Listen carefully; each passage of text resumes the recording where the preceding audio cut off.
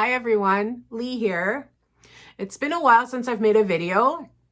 For those of you that know me, you know that I just recently lost my mom, which is why I haven't made any videos at all. I'm just not myself right now. However, I wanted to come today and make this video on what it looks like to lose your mom and how to deal with grief and loss. And the reason that I'm making this video is because I honestly had no idea that losing my mom would be this difficult. I mean, I knew it would be difficult. You know, people would tell me about the loss of their parents and I would just say, I just can't imagine. I just can't imagine. You know, I'm not prepared to lose my parents. So I knew it was going to be difficult, but I honestly did not know it would be this difficult. And so I would appreciate, you know, hearing somebody else's story and maybe finding someone that I can relate to. So I'm hoping that my story will help you to see that what you're going through, what you're feeling is, you know, is normal for grief, and that maybe you can relate to me and what I'm going through. Just because I'm experiencing this doesn't mean everybody goes through this.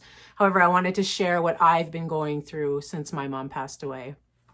I'm pretty much just going to talk on the top of my head. I do have a few things written down here just to kind of keep me on track, but I may not even look at it. And normally my videos are really short, but this one's going to be a lot longer because I have a lot to say. So, you know, sit back and have some coffee or whatever, relax. And I hope that this helps you. But before I get into grief and loss, I want to talk to you about, you know, my story. This is a raw, stripped down version of me that you've never seen before. Normally in my videos, I'm very positive and joyful and full of energy. That's just not me right now. There's going to be tears. So yeah, this is just, you know, authentic me. And I hope that you all can appreciate that. So my mom's name was Cheryl Hardy. She passed away on April 8th, 2021. On March 27th, I received a phone call that shook my world like it has never been shook before. I was at the hospital because I was having some stomach pain. I have a history of pancreatitis. I've had it several times over the last 11 years. And I was having a flare. It just kind of came out of nowhere and I was in a lot of pain. And so I needed to go to the hospital.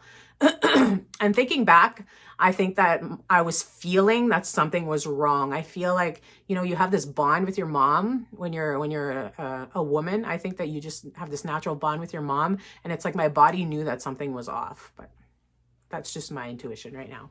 Anyway, I had blood work and I was waiting to see the doctor when my phone rang, and it was about 10 p.m., like 9:45 or so. And it was my mom's cell phone number. And my mom never calls me that late at night, especially from her cell phone. Like, where are you at 10 p.m.? Anyway, so I knew something was off. But when I answered the phone, it was my dad's voice on the other end. And so I knew for sure that something was wrong because my dad never used my mom's phone. He never called me from my mom's phone. And he told me that he found my mom unresponsive that night at the house. And he was at the hospital. He said that my mom was sick that morning. She was throwing up and wasn't feeling well and kind of stayed in bed all day. And he you know, took care of her throughout the day. And then at night found her unresponsive. The doctors told him that they suspect that she had a brain aneurysm that was bleeding. I didn't really react to this information. It was almost like I was watching a movie or listening to a story and I was so disconnected from it. It was like I was just getting information and that was it. I didn't feel, it was strange. So, you know, and my dad was, you know, I could tell that he was really worried and he was struggling to tell me this. And I think he was worried about my reaction and I didn't really have much of a reaction. So anyway, I got off the phone with my dad and my first instinct was to call my oldest son, Gage. He's very close to my mom. My mom and him have a really close bond. And so I wanted him to know what was going on. So I called him and told him. And he was devastated, of course.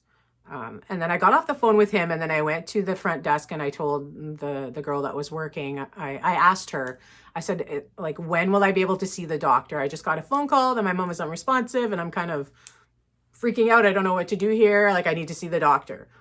And so she went in the back and then came back and got me and took me to, a room.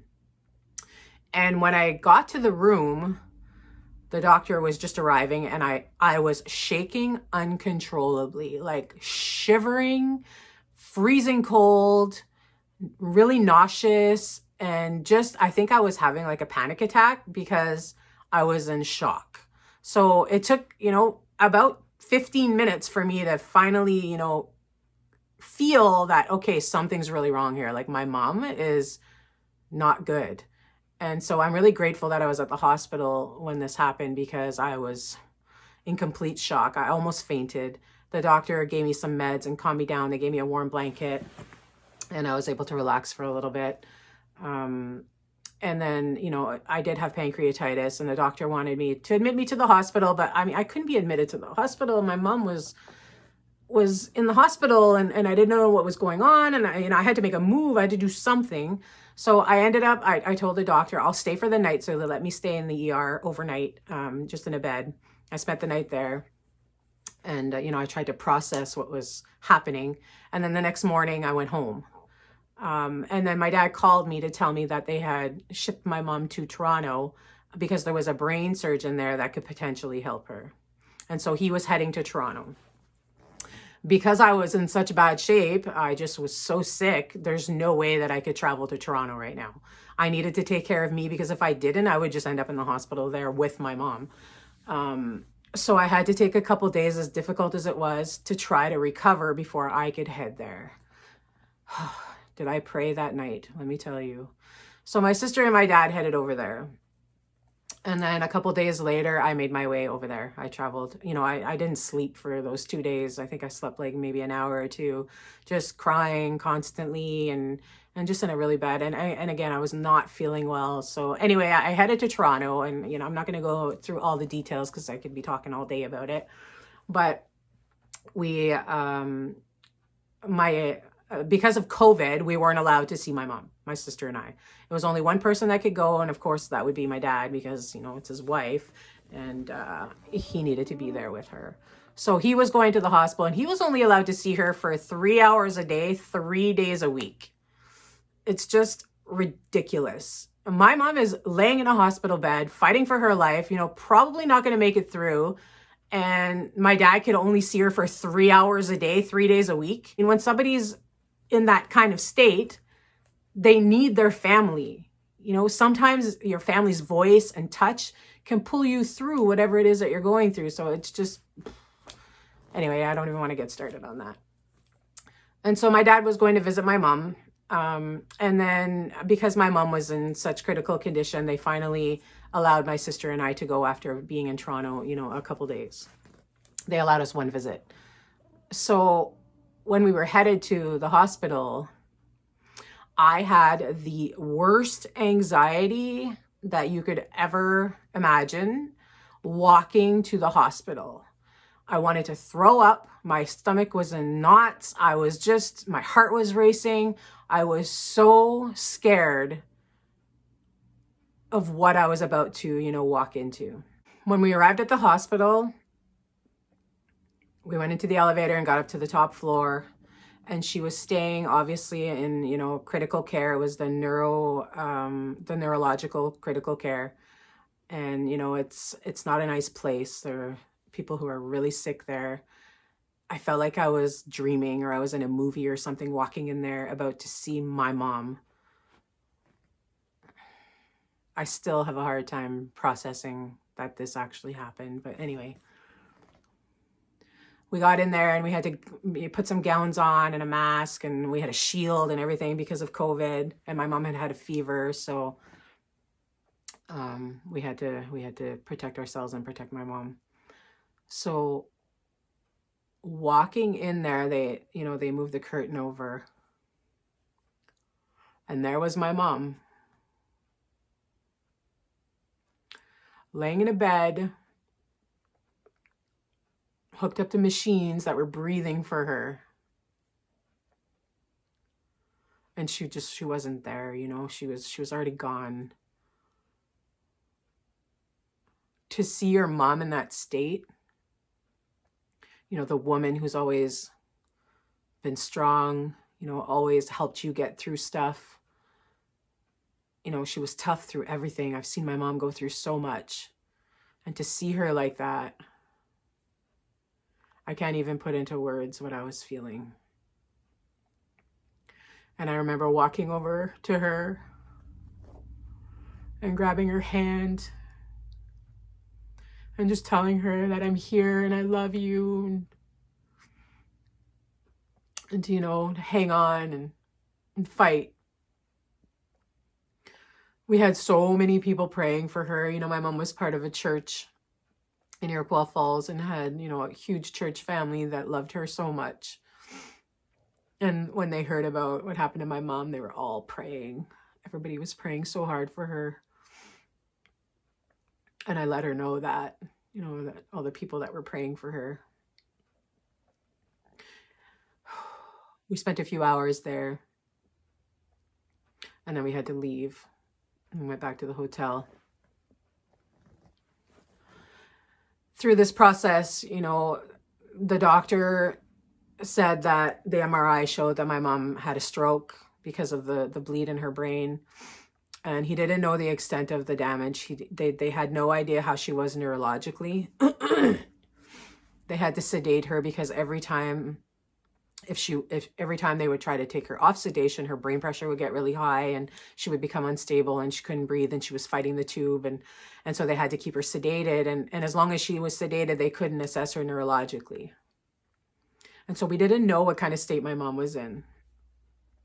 So they kept trying to take her off sedation, and the same thing just kept happening. And so they were unsuccessful taking her off the sedation. And so we were left with a decision. Considering, you know, her age and her health, she wasn't the healthiest person. And the fact that we didn't know what kind of condition she would be in, even if we, you know, held on. My mom always, you know, told us that she would never want to be on life support and that she would never want to have any kind of disability. My mom could not live like that.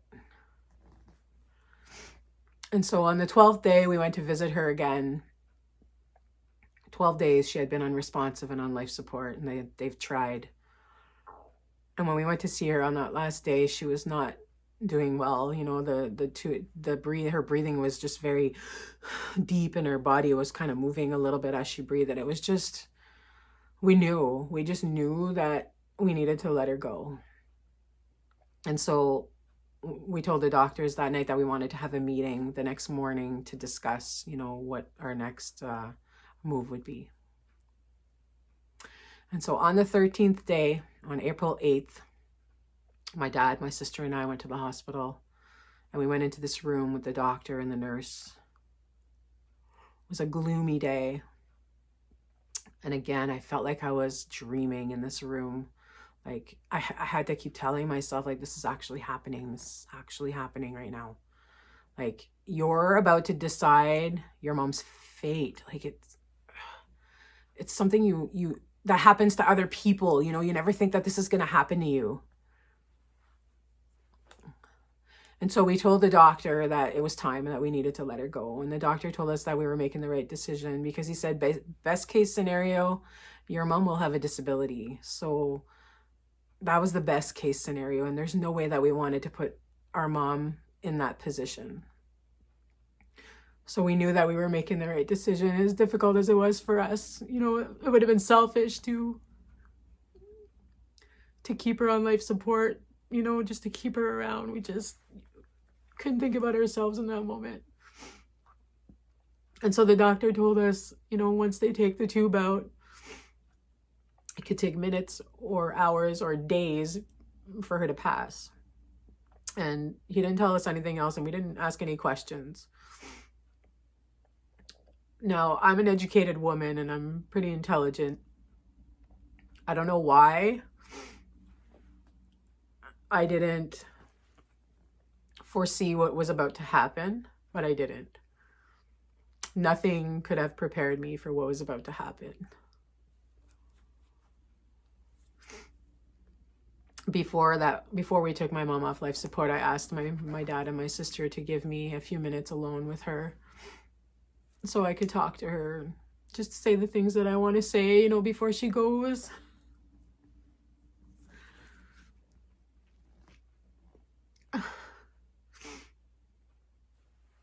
So I had a chat with her. I hope she heard me.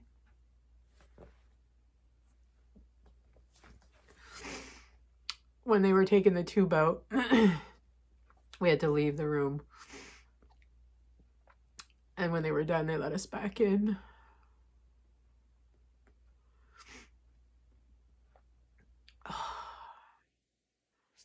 When we went back into the room,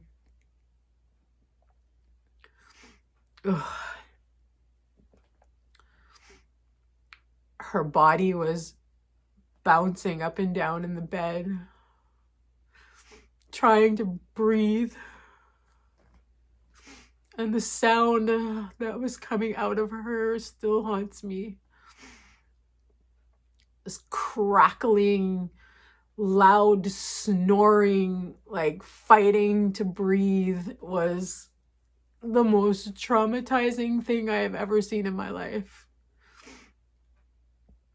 That was my mom, you know, laying there fighting to breathe. I wanted to breathe for her. It was...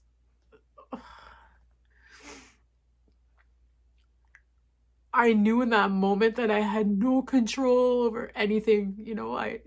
There's nothing I could do. All I could do was sit and wait and just let whatever's gonna happen happen.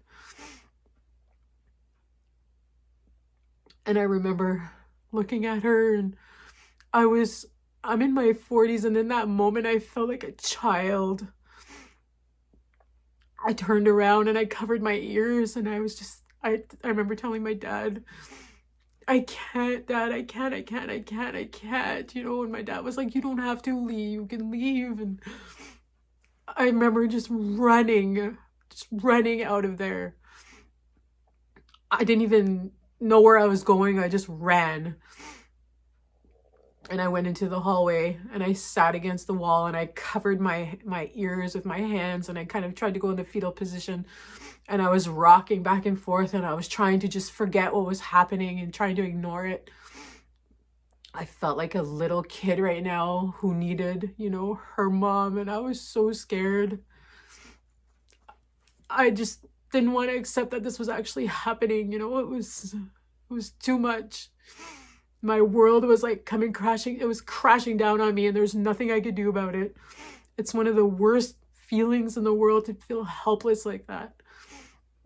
And I remember sitting in the hallway and taking out my phone and texting my pastor, because he was, you know, there for me through this process. And I texted him, and he immediately answered, and it just made me feel a little bit comforted, you know. Like, I couldn't have my mom comfort me in that moment, but, you know, at least he was there, and he got me through that first couple minutes. And then I ended up leaving. I went back to the hotel. I don't even know how I got there. My legs just took me back to the hotel. And I laid on the bed, you know, for about an hour, just kind of trying to process everything. I was so exhausted from spending the last, you know, 13 days with barely any sleep, and just so emotional. And up until that point, I had been really strong because I wanted to be there for my little sister and my dad. And I just broke. I broke. After, you know, I couldn't stay strong anymore. I needed someone to be there for me now. And my mom wasn't there, so my sister stayed and my dad stayed. My sister's stronger than me. Anyway, I ended up falling asleep. And when I woke up, I realized it had been 3 hours since I left the hospital, and I still hadn't heard from my dad and my sister. And I texted my sister, and she told me that my mom was still hanging on. So I ended up going back. Something told me to go back, and I walked back to the hospital, and I talked to myself the whole way there. And when I got there, it wasn't as bad as it was when I left. She was just taking a breath every few seconds, and there wasn't any more noise, and she was completely sedated, and it was just, the end of her life. We were just waiting for her to take her last breath. And so I got there at about 4:15 p.m. and I just watched. And I sat there and I was looking at her and I was thinking,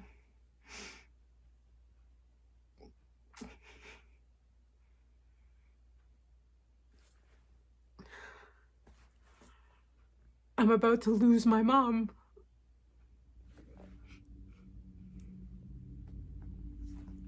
No matter how much I beg or plead or pray, bargain, none of that is going to change the fact I'm about to lose my mom. And then I had all these memories going through my head and all these regrets and the times that I, should have called her or went to see her, or the times that I was mad at her and treated her badly. So many thoughts and so many emotions. And then at 5:53 p.m., she took her last breath. I remember looking over and just watching her, breathe, and then nothing. And then she just went white. And it was just silent. She was gone. All the praying that everybody did, that I did, it didn't stop her from going. And I was so angry with God at that moment. It was the hardest moment of my life, saying goodbye to my mom like that. And as difficult as it was one of the most peaceful, beautiful experiences that I've ever seen. Just watching her, no more suffering. She went to a better place.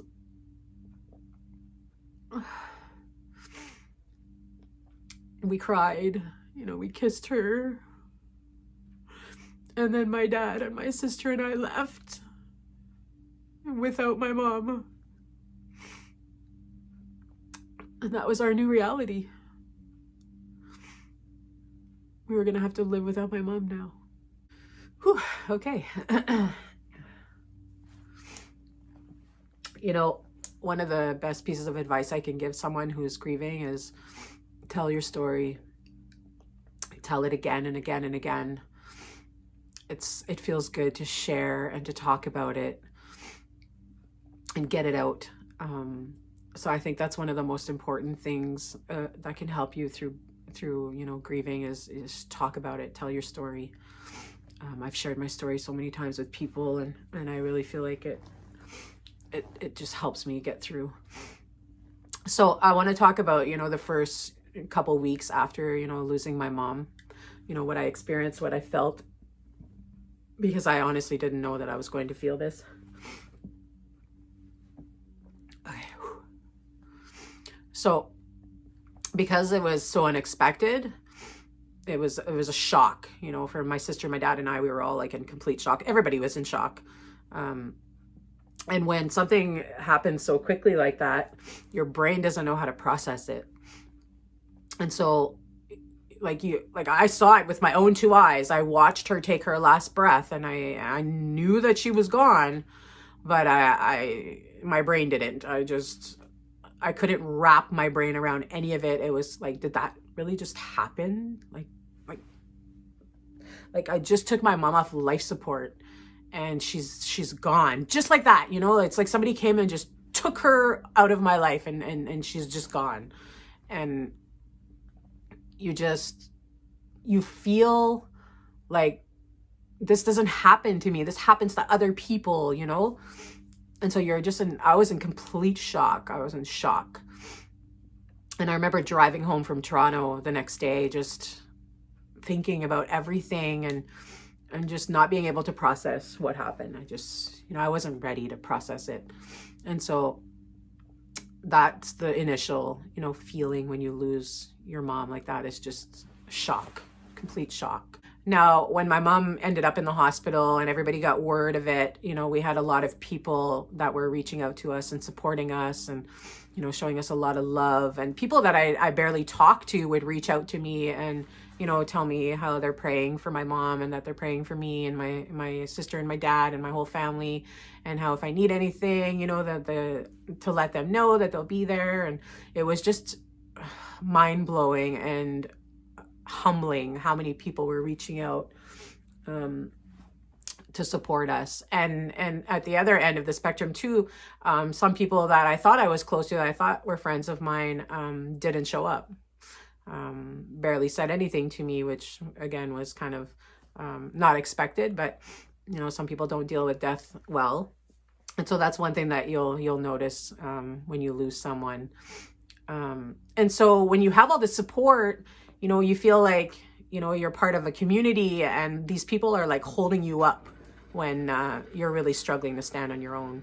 For me, I could barely stand, let alone walk. So I needed people to help me through. And I've always been kind of a loner. Don't really reach out to people much. I kind of get through life on my own for the most part. But man, I needed people through this. And don't be scared to reach out to people. You need people when you're going through this. You really need people to support you. Reach out to a pastor, to your friends, to a counselor, anybody that you can reach out to.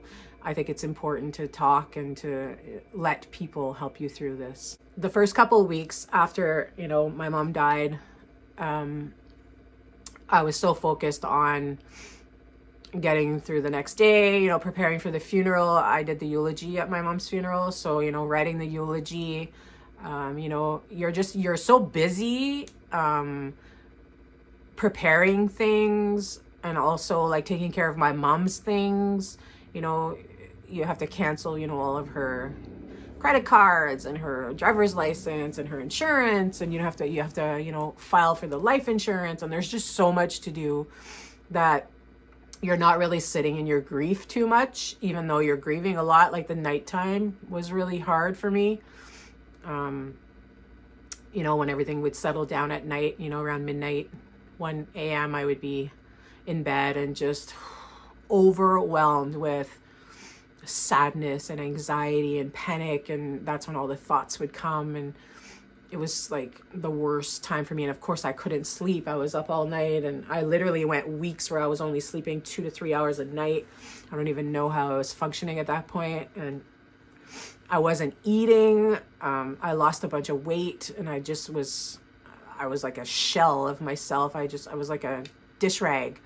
I couldn't function. I don't know what I was living on, but anyway, everybody, around me was keeping me busy. And so it helped me through, those initial couple weeks. The funeral was beautiful. But once the funeral is over, people start to go back to their lives. They're not around as much. Because, they go back to living their lives. I was just starting the grieving process, and my mom's death had a bigger impact on me than, all these people. And so for me, I was, this was just starting for me, whereas for them, they needed to go on with their lives. And so now I was left kind of alone again, except for, my immediate family and some close friends, and my pastor, who was also helping me through this. And so you have to kind of prepare for that. Then, then you're thinking about it. Then you're having to feel it. And you can get overwhelmed with grief. And it's really important that you try not to let it swallow you up, because it can be easy, to allow it to allow it to do that to you. I got swallowed up by it. the emotions that you experience when you lose your mom, deep, deep sadness. I've never experienced this kind of sadness before. I've been crying every day, multiple times a day for 3 months. 3 months. And I think it's getting a little bit better now because the shock has worn off a little bit. But I'm still crying. I still struggle to think about my mom. You know, one of the things that happens is the world goes on, you know, the world just continues and you're kind of stuck. It's like you're not moving forward. You're just stuck in this twilight zone as everybody else, you know, is busy doing their own thing. You're just, what just happened? You know, like I literally was like that for, you know, 2.5 months. Like, what just happened? What just happened? I still have a hard time accepting that this all happened. And it's been 3 months and the shock is still there. It's wearing off a little bit because now I'm feeling her absence. But the emotions that I experienced, I honestly would have never expected them to be this intense. Anxiety, anger. Ugh. I was so angry. I was so angry at God and angry at my mom and angry at my dad and just angry at the world. Just because when you feel so helpless like that, you just, your go-to emotion is anger, right? When you can't do anything about it, you just get angry. And I was so angry. I was so angry. One thing I want everybody to remember, you know, to realize when you're going through grief, especially when you lose someone as close to you as your mother, you're messed up. You're so messed up. I'm single. I don't have a husband or a boyfriend. And so I was so messed up. I'm still messed up. I'm getting better, but I'm not myself. And I think that, you know, when you're going through something so difficult, you want someone to comfort you. You need that comfort from someone. You want someone to hold you and tell you that everything's going to be okay. You just want to be loved and held. And, you know, as a woman, you want that. You crave that. You're seeking it. And so you don't make good decisions going through this. So it's so important to not make decisions when you're grieving. I made some bad decisions, you know, in the weeks after my mom passed. Decisions I would have never made prior to all of this. You know, I made choices that I'm ashamed of. Would I take it all back? No, I wouldn't. I'm still grateful for my experience, but I was messed up. And so don't make any big life decisions when you're grieving, because you're not going to be making the right decision. You're just not in the right state to start making, you know, big life changes. And so, yeah, accept that you're messed up right now, and try not to be so hard on yourself either, because you are messed up, and, you know, rightly so. I'm still not myself. You know, everybody deals with grief differently. My dad, for example, he wants to keep my mom alive. You know, he wants to talk about her. He has pictures of her everywhere. You know, he wants to keep her clothing around, and that's his way of grieving, and that's what works for him. Me, I just want to shove it all away. I don't want to talk about my mom. I don't want to think about her. I don't want to see pictures of her. It's too painful. Every single time I think about my mom, I break down crying. I have her voice. I have videos of her, and I can't watch them. I have hundreds of messages that her and I exchanged over Messenger and text, and I can't read them. It's too painful right now, and it's easier for me just not to think about her. I just can't. That's how I'm coping. You know, I'm hoping that in the future I'll be able to think about her and think about, you know, the good memories and smile. And right now I can't. Right now it's just too much. So if you are feeling like that, it's okay. You know, it's okay. I'm not going to forget her, you know. I'm just putting it aside for now because it's too heavy for me.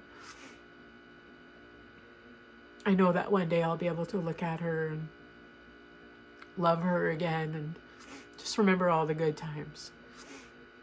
So don't feel bad if you can't do that. And if you're like my dad and you want to keep your loved one alive and talk about them, and you know, that's good too. You know, you deal with it your way, and your way works for you, and that's okay. You really have to learn how to balance when you're going through grief, because there's the people who, you know, work and don't pay attention and don't grieve, and just kind of ignore it. And then there's the people who spend all their time crying and grieving and can't function. And so it's really important to try to find a balance, because you need to grieve, you know, you need to feel. You have to go through all the emotions that you're feeling. You have to. There's no way out of this. You have to go through it in order to get on the other side. And you also can't let it swallow you up. And you know, I've been balancing it somewhat. It was a little bit easier. The first month was a little easier for me, but I had a lot of support. I had, you know, like I said, I had my pastor there for me who was really talking me through stuff. And so the first month for me was definitely easier. It was difficult, but it was easier, and I was balancing it very well. I was grieving, but yet I was keeping busy. I was working and kind of just, you know, getting through life. But then the last, you know, 2 months, I've let it overtake me a little bit, the grief. I would spend 2-3 days in bed, you know, couldn't get up, just crying all the time. I went to some pretty dark places, you know, start wanting not to live because the pain was too much. I just couldn't imagine continuing to feel this pain. And so I took myself, you know, to some pretty scary places. Found myself on the phone at 3 a.m. with a suicide helpline. A few weeks ago, I ended up at the hospital. I was on suicide watch. I've never in my entire life went to the hospital because I was scared that I was going to kill myself. Had a plan and all that stuff. I was a little bit ashamed that I let myself go there. But the pain was so heavy that I felt like I couldn't go on. And so after I left the hospital, I just felt like I couldn't cope with life. And so I took off. I just went and stayed in a hotel room. I didn't tell anybody I was leaving. I didn't tell anybody where I was. I turned my phone off for 3 days. I wrote letters to people while I was in the hotel. I wrote a letter to my mom. You know, just getting all my feelings out, apologizing to people for the stupid mistakes that I made. Yeah, I went there. And then on the 3rd day, I said, Lee, you have kids. You can't do this to your dad. You have to snap out of it. And so I came back to reality. And of course, everybody was worried and nobody knew where I was. And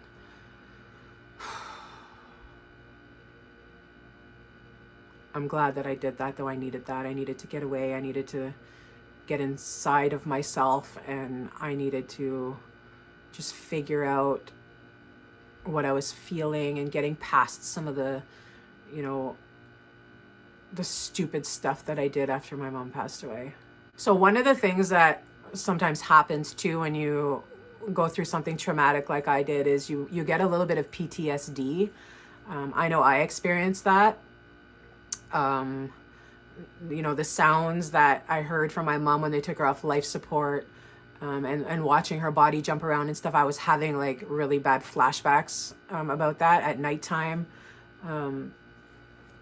I would sleep, I would dream about it. I'd wake up sweating and panicking and crying. And, you know, this went on for a little while, and I struggled to sleep because of all of that. I didn't know how to handle it. And just watching my mom, you know, struggle for breath, and then taking her last breath and dying was just so traumatic that I had really bad PTSD. And so my pastor told me one day, I was talking to him, and he said, Lee, you need to look at what happened in Toronto in the hospital in a different way. You need to see it as like when you run a marathon, you know, you fight till the end, till you get, you know, and sometimes you have to like really struggle to get to that finish line. And he said, that's what your mom was doing. She was running her marathon, you know, to go be with God. And she fought a hard fight right till the end. And that I should be proud of her for that.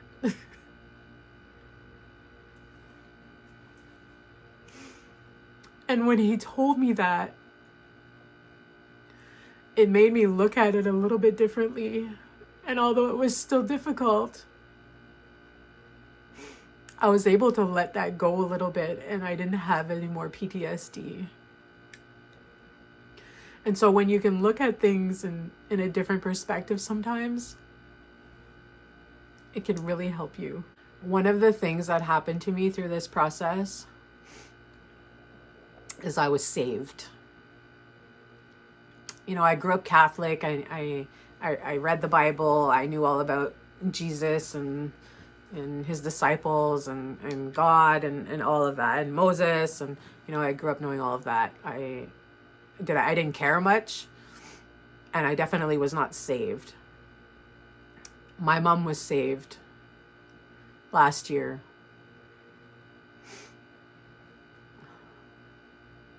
And so I know that she's in heaven right now with God and with Jesus.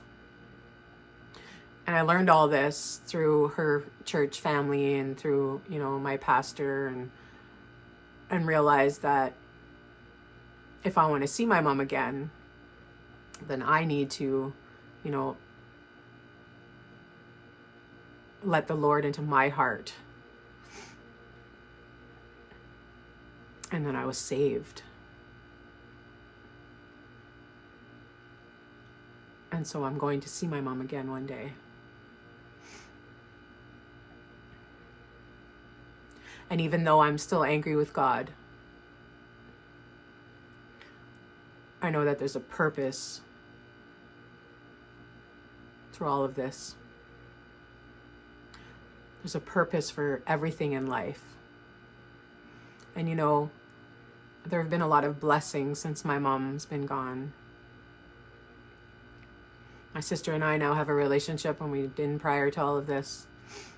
My dad and I have become really close.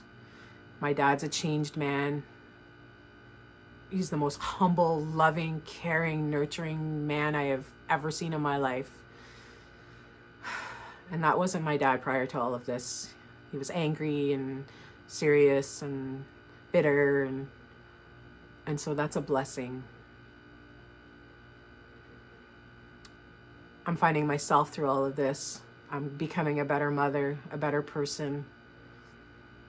I found God. So there have definitely been some blessings through this.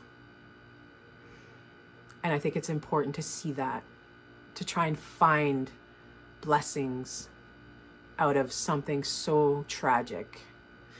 It's tragic for us as family members, but it's not tragic for my mom. My mom is so blessed right now.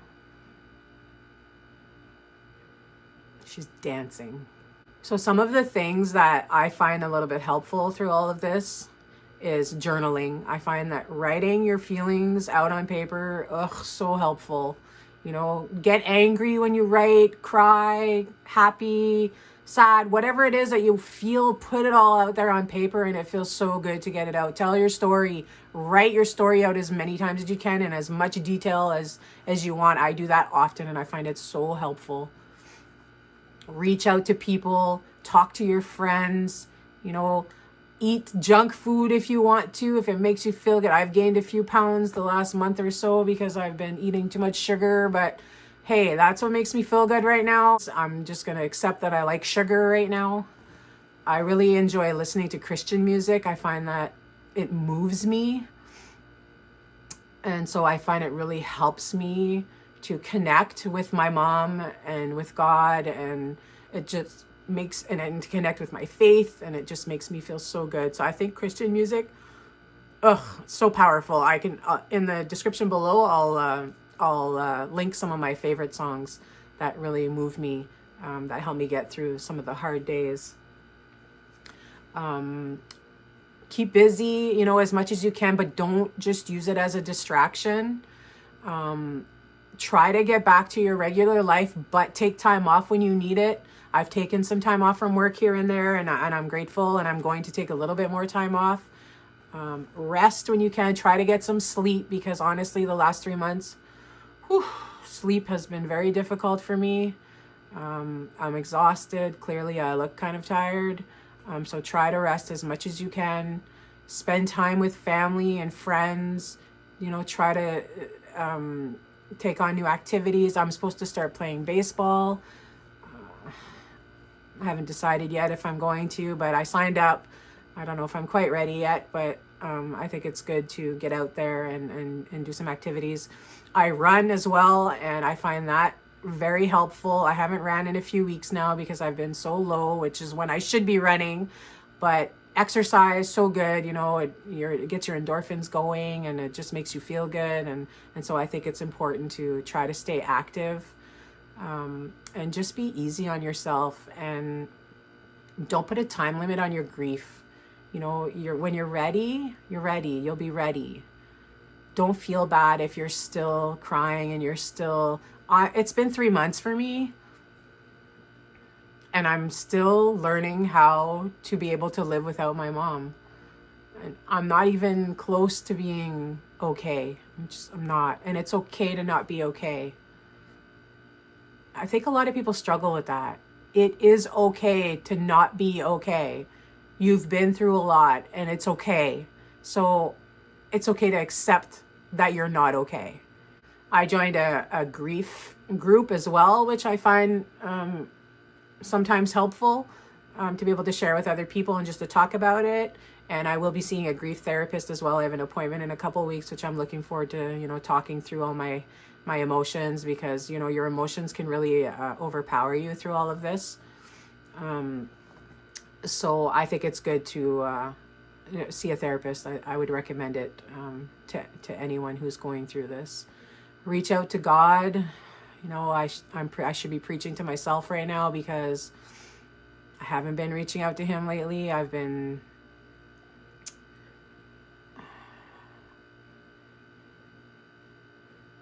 not sure about my faith, but I'm just struggling right now. But I highly recommend reaching out to God, reading your Bible. His word is so powerful. So I definitely recommend doing that. Reading books as well. Christian books are really helpful. So, you know, anything you can do that makes you feel good or that helps you process everything, try it. Try not to turn to other things. Like, I thankfully have a bad pancreas and can't drink alcohol, because if I didn't have this bad pancreas, I probably would be drinking a lot, which is, you know, obviously not a good thing to do. It's like a Band-Aid, right? You're just covering it up. I did start smoking weed again through this process, and I have not smoked weed in 15 years. Probably wasn't the smartest thing, but I was trying to cope, trying to mask the pain. You know, I took some pills I shouldn't have. Still taking some pills I shouldn't be. Trying to escape, I guess, all the pain. So just, you know, don't be so hard on yourself. Just do the best that you can. I'm doing the best that I can. I know that one day I'll be okay. But I accept that I'm not okay right now. And if you ever just want somebody to talk to, you know, reach out to me, send me a message. I'd be happy to talk to you. If you ever feel alone and feel like you can't get through this, you know, reach out to me, reach out to someone. Don't let it swallow you. It's the worst thing that you can do. Thanks for sticking with me through this very long video. It felt good to share my story again and to talk about, you know, what I've been going through. I really hope that it helped you to, you know, with your experience. And just know that it does get better as time goes on, as you work on yourself. You know, I feel a little bit better today than I did yesterday. I've had a few good days where I haven't been crying. And I just think that the more that I work on myself and the more that I work on my grief, it's going to get better, and it will for you too. Just know that you're not alone. You're never alone. There's always somebody out there that can, you know, be there for you. And I'm one of those people. If you need some help, I'm here. All right, everyone. Thanks for sticking with me.